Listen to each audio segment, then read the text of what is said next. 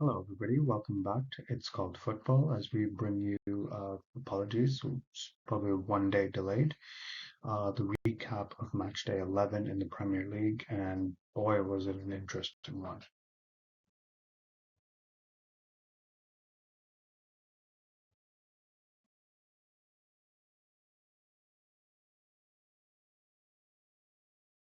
To start with, let's remind you of some of the fixtures that took place on this match day, which happened over the past weekend.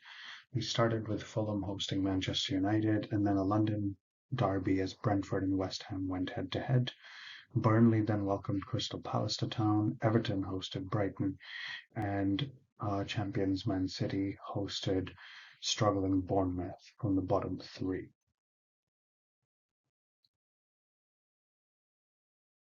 And in these fixtures, Fulham, who actually were probably the better attacking team for the majority of their match, went down to a stoppage time goal to Manchester United, and it was actually all Fulham's own doing. They had three opportunities to clear the ball properly, chose not to, and United, despite being a little bit in disarray at the moment, have enough quality players that if you are going to gift them the ball near your goal area, they are going to punish you. And that's exactly what they did. Brentford and West Ham was a very entertaining game.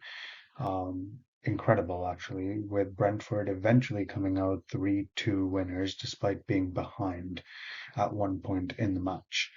Um, Excellent result for Brentford, given that these two teams were right beside each other in the league table, and Brentford have now pulled ahead, and West Ham have dropped a few places actually.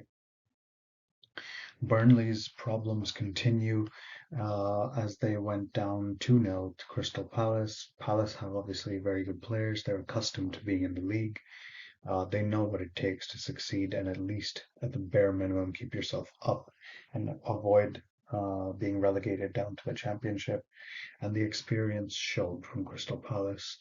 Burnley, unfortunately, are now the first side in Premier League history to have lost their first six home games of a league season.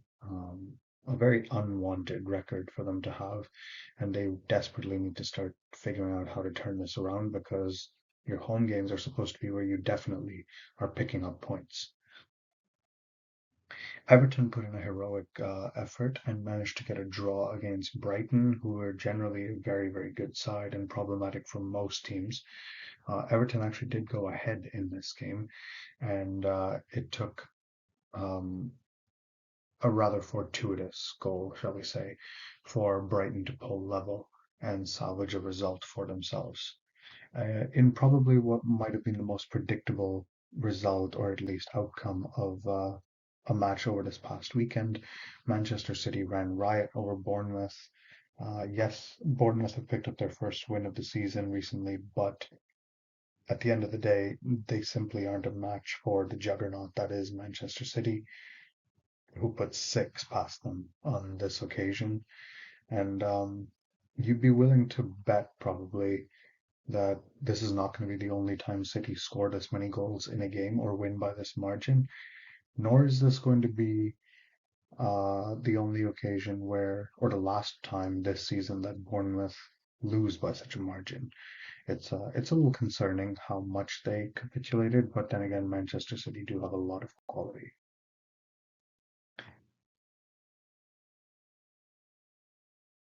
Our other matches from the past weekend, still on Saturday, we saw Sheffield United at the bottom of the league hosting Wolves, who've gradually been moving up the table.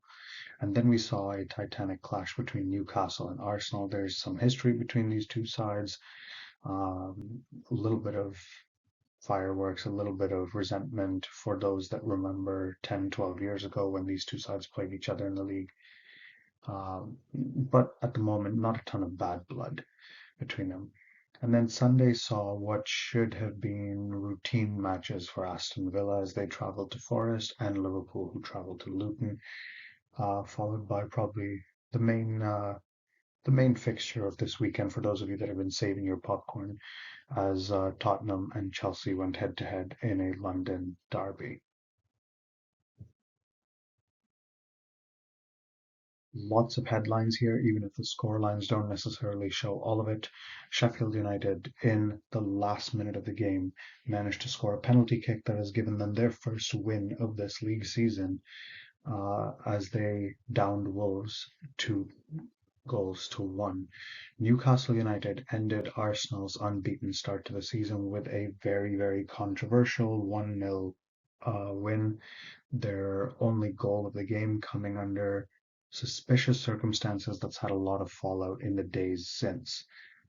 Nottingham Forest then surprised a lot of people as they actually managed to keep Aston Villa out completely, scoring two themselves in the process and getting a huge win.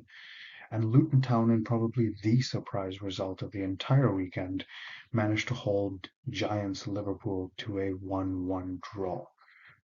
Massive result for Luton, and that point, we have no idea how valuable it could be in the long run as they search for safety this season and staying up in the Premier League. Tottenham Hotspur, the only other team that had been unbeaten going into the season, also saw their unbeaten start ended as Chelsea came to town, and in one of the strangest matches I have ever seen, Chelsea ran out 4-1 winners, but the scoreline absolutely does not tell the story of this game. More on that in a little bit.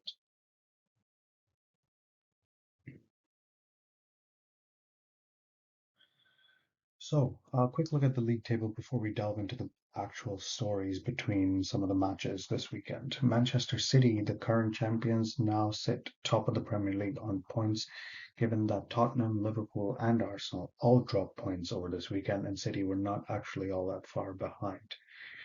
Tottenham, who were first, have dropped to second. Liverpool and Arsenal are now level on points and goal difference. However, Liverpool have scored a goal more, similar to how Arsenal had been above Man City a couple of weeks ago simply because of goals scored. That's now the situation that's put Liverpool up into third place, as the two teams have identical records everywhere else. Aston Villa are then a few points behind in fifth, with their defeat now giving a little bit of breathing space to the top four. And Newcastle have closed the gap on the top five with their win against Arsenal. Brighton and Manchester United are not far behind now on goal difference. They're within that shout of pushing into the top 5, 6 places. And Brentford, with their win against West Ham, have gone from 10th to 9th. West Ham have dropped into the bottom half. And Chelsea's big win at Tottenham has now seen them peak into the top half again, which they did a couple of weeks ago, but then dropped back down due to poor results. They're now back up on 15 points at the moment. The bottom half of the table sees Crystal Palace move back up into 11th place with their result at Burnley. West Ham's defeat has seen them drop from 9th to 12th now because of the other teams picking up points in and around them. Nottingham Forest's win over Villa has actually seen them jump up a few places as well. They now sit above Everton, Fulham, and Wolves, where they've been behind those three teams. Great result for Forest and great place to be in the table at the moment. Wolves, with their surprise loss to Sheffield United, are now dropped a couple of places. Fulham have dropped, obviously, as well, with their defeat at home to Manchester United. And Everton, despite getting a point against Brighton, due to other results around them, Everton have slipped down a spot at the moment, not having picked up enough points to keep pace. And then, of course, after Everton, there is still a significant gap at the moment between them and the bottom four.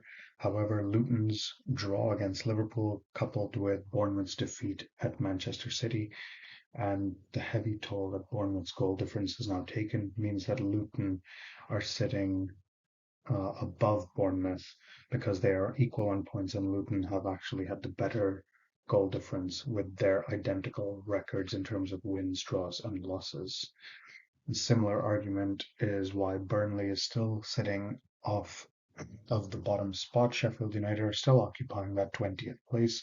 However, the fact that they've got that win means they're now level on points with Burnley, and should Burnley slip up any further or Sheffield United start to pick up results, we may finally see the bottom place side of the league move up a couple of places in the coming weeks, but obviously results dictate how this table will look.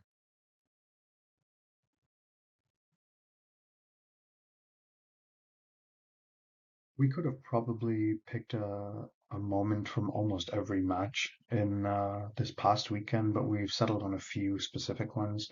First of all, Luton and Liverpool, heroic effort by Luton, and obviously at home they would have wanted to prove themselves as much as they could, which they very obviously did. Liverpool have been in great form this season, and for them to be held by a side who have so little experience in the Premier League is fantastic. Luton actually went ahead with about 10 minutes to go. And then what you see in this image is Luis Diaz scoring the equalizer for Liverpool in stoppage time to rescue the draw for them. Uh, it was a good moment for Diaz, who we hope that things go better with his family, um, given that at the moment he's going through quite a lot with both of his parents having been kidnapped in his native Colombia. His mother has since been safely returned, and he is still waiting on news of his father. But at least this was a little ray of light in what's otherwise been a very dark time for Luis Diaz. We hope here at ICF that he gets good news and he has his father return to him soon, happy and healthy. It would be very wrong if we didn't actually at least give a little bit of a shout out to Sheffield United and their captain, Norwood, who scored the penalty in stoppage time. I cannot imagine the pressure it would have been on this man's shoulders, given how many matches they've been going without a win. They've been sitting bottom of the league for a while, and obviously, with every passing week, the pressure builds. Um, to score a penalty against a side who has beaten Manchester City uh, is no mean feat. And, huge credit to him, huge credit to Sheffield United for holding out. There were some discussions as to whether the penalty was actually a penalty, whether it was a foul, but he won't care, and neither will Sheffield United, as they have the huge burden off their back now of being able to get a win in the top division.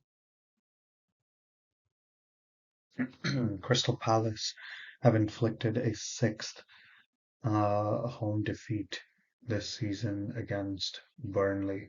Um, Obviously, Palace, huge credit to them for their result, for picking up a good away result and a good away win against a side that can be tough to break down at their own ground. But the pressure is now building on Vincent Company, the manager of Burnley, as well as his players, because they now hold that unwanted record of being the first side ever in Premier League history to have lost their first six home matches in a season. But Palace look good. They look strong, and with injured players due to return hopefully soon for them, we might see them pick up even more good results and climb up the table further. They are not that far off the top half. It's just goal difference at the moment that's keeping them out of the top 10.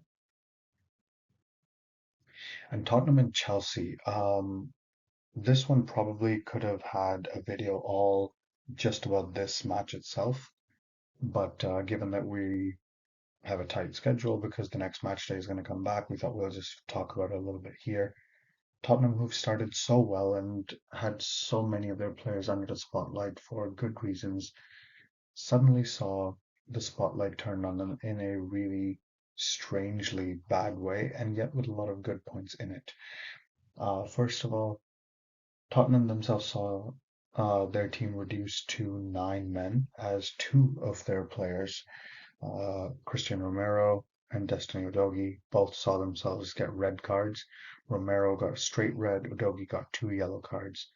Um, and not to mention, they also saw injuries to their other defender, Mickey Van de Ven, and their new midfield signing over the summer, James Madison. Um, Add to that the fact that they did go 1-0 up against Chelsea anyway, only to eventually have that man disadvantage tell. And Chelsea saw Nicholas Jackson, who's in the middle of those three pictures.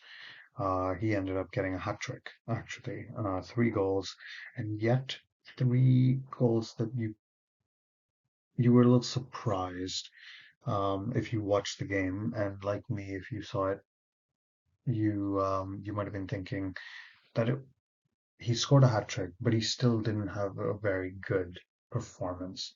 And Chelsea fans will be a little concerned because despite the fact that they've ended Tottenham's unbeaten start and they had what looks on paper a huge win, they um they didn't play well, and there were moments where Tottenham actually could have won this game despite being 2 men down. Tottenham, on the other hand, have a lot of good points that they can take for their team out of the game, but obviously these disciplinary issues mean that, and the injuries, of course, mean that now they've got some major concerns into how they will set up their team in the future and how they plan to accommodate for these players that are unavailable for one reason or another.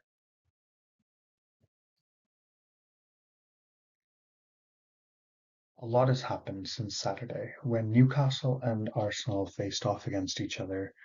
Um, it was a very fiery affair. Newcastle were essentially getting away with murder with a lot of their tackles. Now, admittedly, there was a tackle from Arsenal player Kai Havertz as well, which a lot of people think he was lucky to escape without a red card. But the replay showed that his studs up on his leading leg did not actually make contact with the Newcastle player. It was his trailing leg that made contact, thus negating the possibility of a red card because that just does not happen. It hasn't happened in the game that a trailing leg from that kind of a tackle will result in a sending off. However, there were players on Newcastle's side that tried to retaliate and committed challenges not even remotely connected to the play going on. Bruno Guimaraes, one of Newcastle's major signings over the last few years, has been particularly culpable of this in this game, and I don't know how he escaped without a red card himself. It took until the 88th minute for him to even be issued a yellow. I think this is just one of those games where the home team is given a little bit of an advantage in decision making. That being said, that advantage should not have extended to the point that it did when it came to Newcastle's quote unquote goal. A ball was crossed in, and this angle that you can see on the left of these three little images that showed up in the right part of this slide shows that the ball looks out before it was crossed. Now, obviously, it's not a definitive camera angle, so we can't say for sure whether the entire ball had crossed the entire line, but apparently the officials did not have a better view to analyze this when they were looking at any reason the goal might not be given. Which then begs the question, if it's not obvious that the ball is in, then surely you go with the angles you have. And from that angle, like this one provided, it looks like the ball is out. However, even if you look past that, the ball that was then crossed in, you can see in the top right of these three quick images that are here together. Newcastle player Joel Linton had 2 hands firmly in the back of Arsenal defender Gabriel, pushing him and making sure that he could not win that first ball. Not to mention when that ball came, he then controlled it with his right arm. He then passed that ball to Anthony Gordon in the bottom right of those three images, who is in an offside position because with the goalkeeper up there, Anthony Gordon is now in front of the second last player of the opposition team. Now, Anthony Gordon put the ball in the net, and despite a VAR check that went on for 4 minutes, somehow the goal was given, which is insane because how is it possible that none of these incidents, the ball being out of play, the push on the defender, controlling the ball with your hand, or the offside, the fact that a team of apparently qualified officials looked at this and saw absolutely nothing wrong with any of these is mind-boggling. It's absolutely insane. And the officials have a lot to answer for. I think the officiating in the Premier League has been utterly woeful. this entire season so far. It started right in match day one when Wolves were not given a penalty when Manchester United goalkeeper Andre Onana absolutely destroyed a couple of Wolves players in a challenge that was nowhere near the ball. And the officiating, I was hoping would get better from them because everybody saw that this was a massive mistake. But you could actually argue that the officiating has gotten worse and worse. And I'm not just saying this because Arsenal is my club. Liverpool have been dealt a poor hand at officiating standards more than once this season. So have Chelsea, so have Tottenham, so have Arsenal. Every team almost has had a really poor uh, set of officiating decisions against them. Weirdly, Newcastle is a team that has benefited now 2 weeks in a row from officiating calls. Last week against Wolves, they were saved. They arguably should have lost that game, but decisions went their way that saved them. And this week, refereeing decisions or the VAR team's decisions actually gifted them a win. Where I'm not saying Arsenal deserved to win the match, but they also didn't deserve to lose it on this kind of a sequence. If there was a legitimate goal that was scored with absolutely nothing wrong with it, fine, fair play. But this is little bit shocking and honestly quite poor. So much so that Arsenal manager Mikel Arteta could not hide his frustration and his anger after the game, and he openly said in his post-game press conference that he felt sick. That's how I feel. I feel sick to be part of this. He was talking more about the fact that the Premier League, widely regarded as the best league in the world, how is it possible that a league of such high pedigree has some of the worst officials in the game right now? It's insane, and I for one am glad that he's spoken up. It's followed Liverpool's pattern of a few weeks ago when they were done hard done by against Tottenham, and they spoke up as well, and they released a statement. And he Arteta, I'm glad, spoke up because the media in England are fuming that he's dared to speak up against the officials, and he doesn't care because the officials did a poor job and they deserve to be called out. He says we didn't deserve to lose the match. We lose the match because of the clear and obvious decisions. It's embarrassing, a disgrace. I love it, frankly. I think the officials need to be called out and they need to be put under pressure to improve, or they need to be replaced by people who can actually do a decent officiating job at this level of the game. Um, Obviously, one fan here talking in a video is not going to change anything, but I'm hoping Mikel Arteta's statements now reverberate through the league and gain some support on the back of Liverpool also doing a similar thing a few weeks ago. I'm hoping other teams will start to help out with this because eventually, sooner or later, their team will be the one at the receiving end of such an awful set of match officials. Thankfully, Arsenal themselves came out the next day after Arteta made this statement and said that it wholeheartedly supports all the comments after more unacceptable refereeing. They've also said as a club that that the league deserves better, that the officiating body PGMOL, they need to address the standard of officiating. And one of my favorite things that I love is that they know when the refereeing body has issued apologies, that those apologies are useless. They're empty words with no meaning and no actual sincerity behind them, which is why I love that in the club statement they said they need to address the standard of officiating and focus on action, which moves us from retrospective analysis, attempted explanations, and apologies, which is fantastic. It's subtle, but it delivers the point.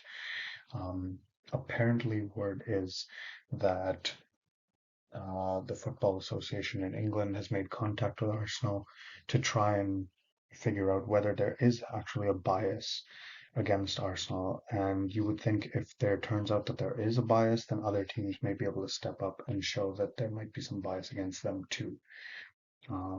It is obviously a little more than suspicious that most of the match officials come from Manchester, a northern part of England, where two big sides of English football, either historically or currently, are situated. You would think that in order to get a balanced set of officials, you should be able to get qualified referees and linesmen and VAR officials from all across England. But obviously, it's not in our hands, is it?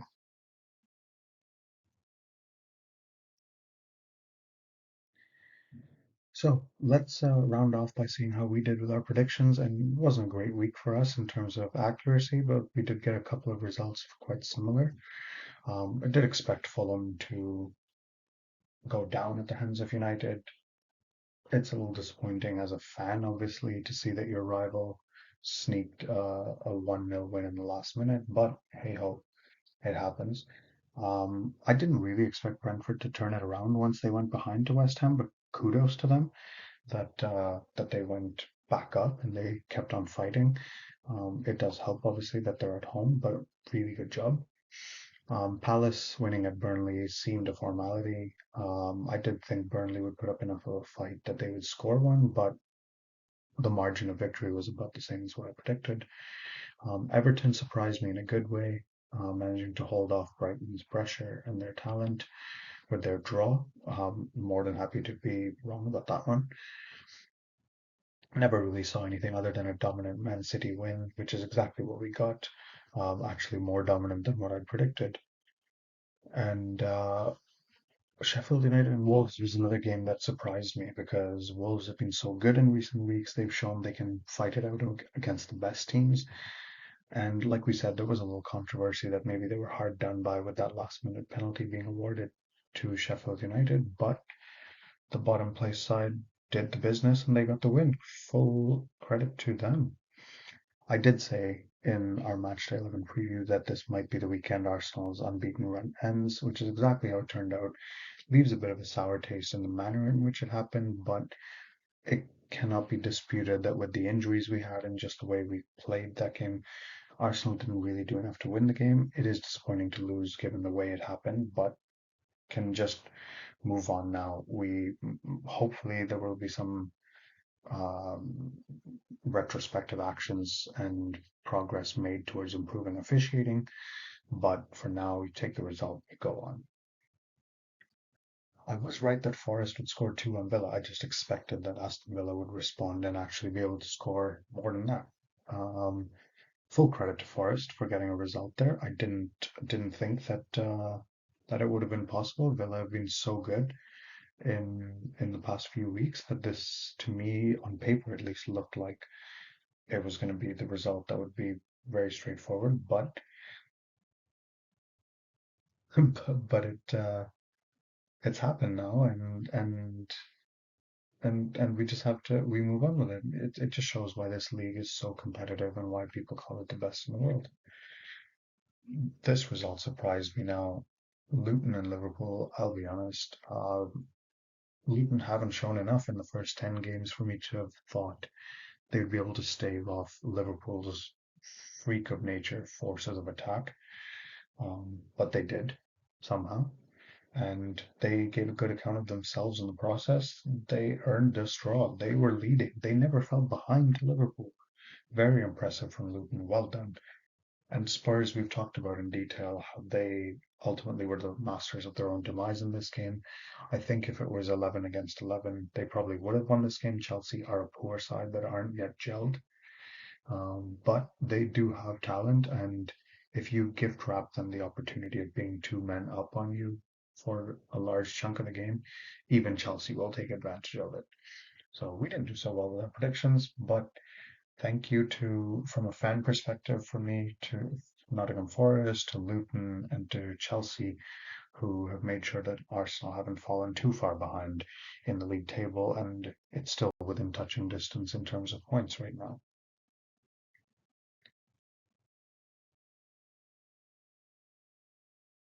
This is where we leave you for today. We will be back in a couple of days as we preview match day 12 of the Premier League. But until then, take care. Please drop a like on the video if you enjoyed it. Please share it with anyone else that you think might get something out of it. And take care, stay safe, and remember, it's called football.